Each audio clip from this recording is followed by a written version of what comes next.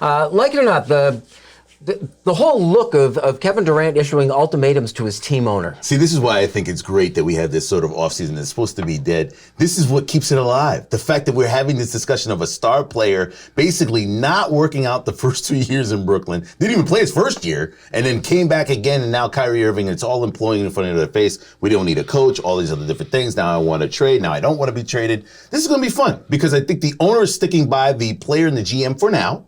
And that could all change. But then again, he could be on a new team by the end of the show. Okay, first, this is where I remind all of you guys that the second that this all came together in Brooklyn, however many years ago I said it was going to blow up, but that's a whole other thing.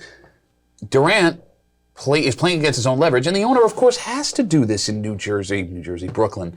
He's already gone, right? Like, if you blow out Kevin Nash, blow out Steve Nash and the general manager there, who's to say that 6 months from now, Durant doesn't do the same thing? He already knows Durant's gone. So you get to show a little bit of, look how tough I am. I'm not going to bend over for Kevin Durant's demands, even though we're going to bend over for Kevin Durant's demands and trade him, even though he has 4 years in term left on his deal right now. Is there a greater...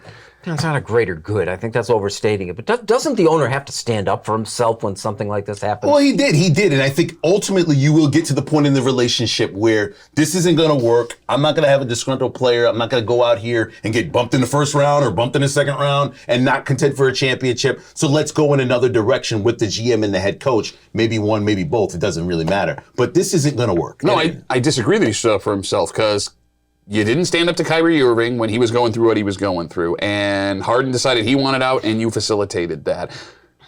Kyrie goes and does what he does in the offseason with all that drama, and you facilitated that. Durant asked for a trade. You're now exploring a trade. You facilitated that. You know what this is like when your spouse and kids tell you you can't do X, Y, Z, B, whatever, and you go in the backyard and you mow and be like, I showed them I got to do what I wanted to do. No, you didn't. You're just moving the goalpost to make it look like you got to win, and that's what this is. And anybody that doesn't see through it. But as soon as you got married, you realized what this was. You realized what you were doing as soon as you got in, and you had to play the hand all the way out, and that's exactly what you did. It's in the fine print. Harden actually worked for you because he did not play well in Philadelphia, and Ben Simmons, who knows when he'll go play. So this is really, it's kind of like when it gets worse and worse and worse, and you want to stick with the stock. But these guys are hurting the game, don't you think? And as a part of that, if you're the Boston Celtics and you've got a team in place that's built differently, do you even consider taking on one of these guys? Yes, I think that if you're Boston, and I don't like it because I like the team basketball thing, you have to take Durant right now the way it is. If you're not going to give up major pieces, if you can keep Horford, if you can keep Tatum, if you can keep, a couple other guys, yeah. I mean, come on.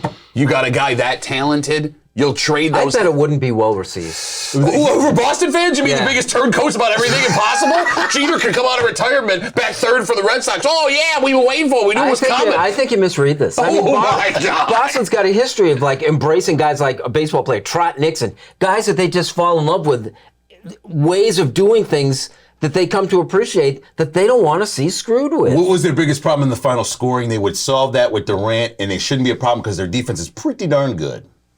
All right. You really just said. I had to let it go. Kid! Oh, okay. I'm sorry. You do you. I tried, Bill. I tried to just go over that comment. I have a history with that city. Yeah, I know you do. And that's why you're so hypocritical about it. Just tried to bridge it and get to the end.